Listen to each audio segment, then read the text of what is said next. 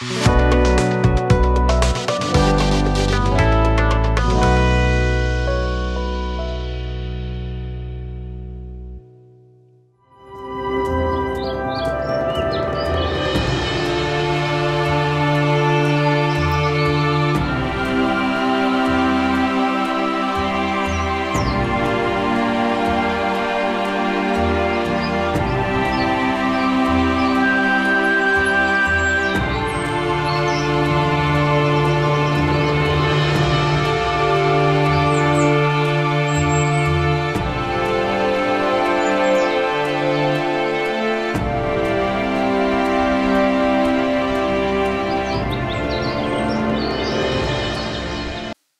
जीशु ख्रीष्ट अति बहुमूल्य नाम संपर्क इंडिया द्वारा प्रस्तुत कार्यक्रम नुआ सकाल आशार आज अध्याय में आपण स्वागत जनाए। आपण मैंने नियमित भाव में कार्यक्रम जड़ित होती धन्यवाद जनाऊँगी। प्रभु आपण को बाहुल्य रूपे आशीर्वाद करंतु। आज जो प्रसंग आम आलोचना करवा आलोच्य प्रसंग होछि आवेदन करंतु पदवी खाली अछि। आवेदन करंतु पदवी खाली अछि।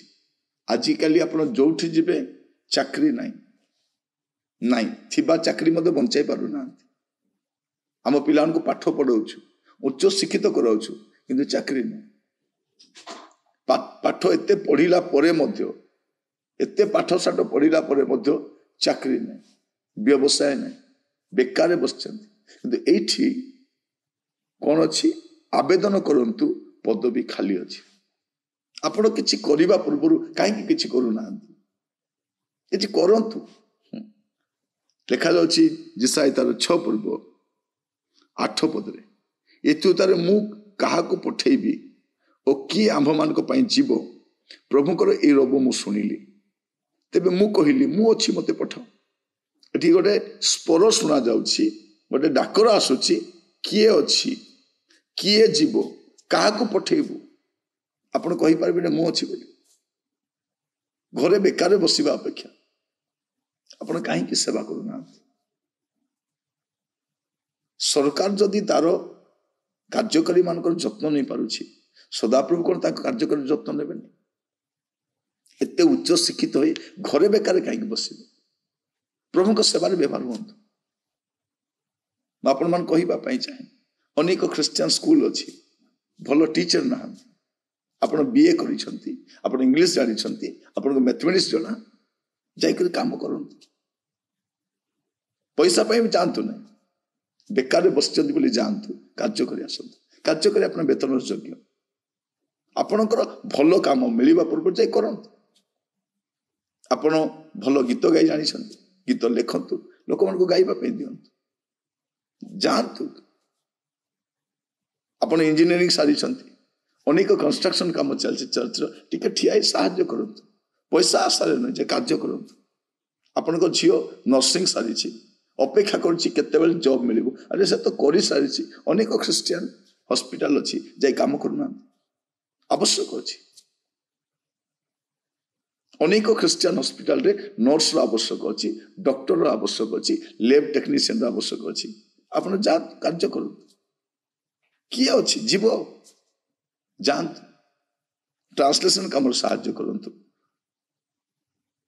आपण जदि अकाउंट्स जानिछंती अकाउंट से सहाय्य करंतु।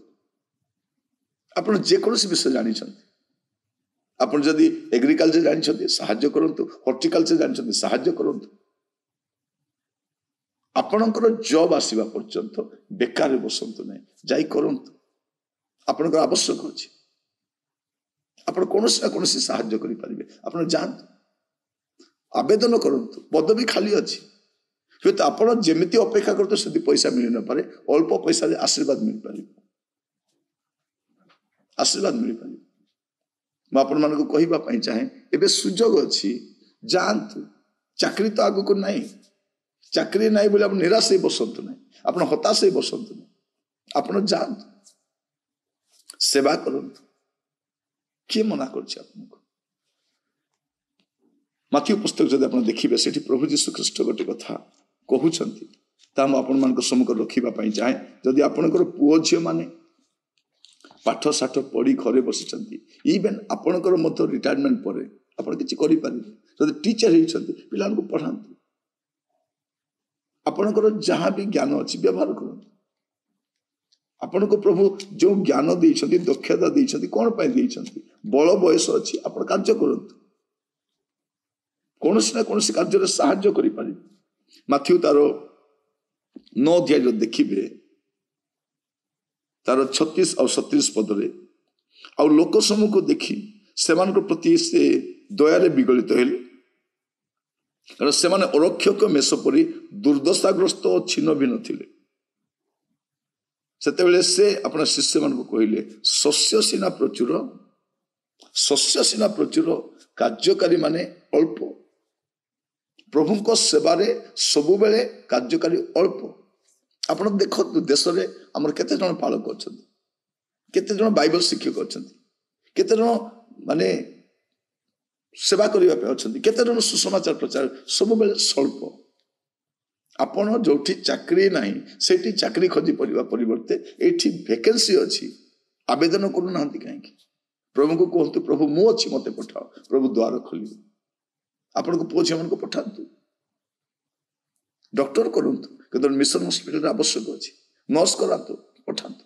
ପଇସା କମ୍, ସେବା କରନ୍ତୁ, ପ୍ରଭୁ ଆଶୀର୍ବାଦ କରନ୍ତୁ। ଯଦି ସମସ୍ତେ ପଇସା ପାଇ ଯାଇଥାନ୍ତେ, ସେବା ହେଇପାରିନଥାନ୍ତେ। ଆପଣ ନିଷ୍ପତ୍ତି ନିଅନ୍ତୁ, ଆବେଦନ କରନ୍ତୁ, ସେବା ପାଇଁ ଯାଆନ୍ତୁ।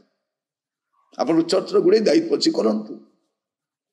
ଯଦି ଇଲେକ୍ଟ୍ରିକ୍ କାମ ଜାଣିଛନ୍ତି, ଆପଣ ଦେଖିବେ ଚର୍ଚ୍ଚରେ ଅନେକ ଇଲେକ୍ଟ୍ରିସିଆନ୍ ଥିବେ, କିନ୍ତୁ ଚର୍ଚ୍ଚର ଲାଇଟ୍ ଭଲ ନଥିବ, ଯାଇ ରିପେୟାର କଲେ ହବନି, ନାଇଁ ପଇସା ମିଳିବ ନାହିଁ, ବେକାରରେ ବସିତେ କଲେ କ'ଣ ହବ? ପ୍ରଭୁ ଆଶୀର୍ବାଦ କରିବେନି। ଆପଣ ଦେଖିବେ ଚର୍ଚ୍ଚର ଚାରିଆଡ଼େ ଅସନା ଆବର୍ଜନା ହେଇ ପଡ଼ି ରହିଥିବ, ତାକୁ ସଫା କରିପାରିବାର ନାହିଁ, ସେଇଟା ବି ହେଇପାରିବ। ଚର୍ଚ୍ଚ ଗୁଡ଼ାକ ଅନେକ ଦିନରୁ ରଙ୍ଗ ଦିଆ ହେଇନାହିଁ। ଆମେ ପାର୍ଟି କରୁଛୁ, କମିଟି କ'ଣ କରୁଛି, ଆମେ କ'ଣ କରୁଛୁ? ମୁଁ ଆପଣଙ୍କୁ କହିବା ପାଇଁ ଚାହେଁ, ଗୋଟେ ସୁଯୋଗ ଅଛି, ଆମେ ଗୁଡ଼େ ବିଷୟ କରିପାରିବା। ଆବେଦନ କରନ୍ତୁ, ଯାଆନ୍ତୁ, କରନ୍ତୁ। ପ୍ରଭୁ ଆପଣଙ୍କୁ ଯେଉଁ ଦକ୍ଷତା ଦେଇଛନ୍ତି, ଆଜିର ସମୟରେ ଆପଣ କମ୍ପ୍ୟୁଟର ଯଦି ଜାଣିଛନ୍ତି, ଆପଣ ଅନେକ ପ୍ରଭୁଙ୍କ ଦାସମାନଙ୍କୁ ସାହାଯ୍ୟ କରିପାରିବେ। ମେସେଜ କେମିତି ବନେଇବେ, କେମିତି ଅପଲୋଡ କରିବେ, କେମିତି ଥମ୍ବନେଲ ବନେଇବେ, ଆପଣ ଗୁଡ଼େ ବିଷୟ କରିପାରିବେ।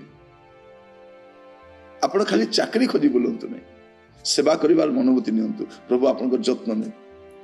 ଅଦରକାରୀ ହିଁ ଘରେ ବସନ୍ତୁ ନାହିଁ, ବେକାରଟାରେ ଘରେ ବସନ୍ତୁ ନାହିଁ। ଆବେଦନ କରନ୍ତୁ, ପ୍ରଭୁ ମୁଁ ଅଛି, ମତେ ପଠାଅ। ପ୍ରଭୁ ନିଶ୍ଚୟ ଆପଣଙ୍କୁ ଆଶୀର୍ବାଦ କରିବେ, ଆପଣଙ୍କ ପୁଅ ଝିଅମାନଙ୍କୁ ଆଶୀର୍ବାଦ କରିବେ। ପ୍ରଭୁ ଆପଣମାନଙ୍କୁ ଚାଳିତ କରନ୍ତୁ, କାରଣ ଆମ ଦେଶରେ ପରିସ୍ଥିତି ଏ ପ୍ରକାର, ସେବା ସମାପ୍ତ ହେଇ ଆସୁଛି। ସମାପ୍ତ ହେବା ପୂର୍ବରୁ ଆସନ୍ତୁ, ମିଳିତ ଭାବରେ ଆମେ ସେବା କାର୍ଯ୍ୟ କରିବୁ। ଆପଣଙ୍କ ପିଲାମାନଙ୍କୁ ସେବା ପାଇଁ ତିଆରି କରନ୍ତୁ, ସେମାନଙ୍କୁ ଆପଣ ପ୍ରସ୍ତୁତ କରନ୍ତୁ, ପ୍ରଭୁଙ୍କ ପାଇଁ ଦିଅନ୍ତୁ। ଆପଣ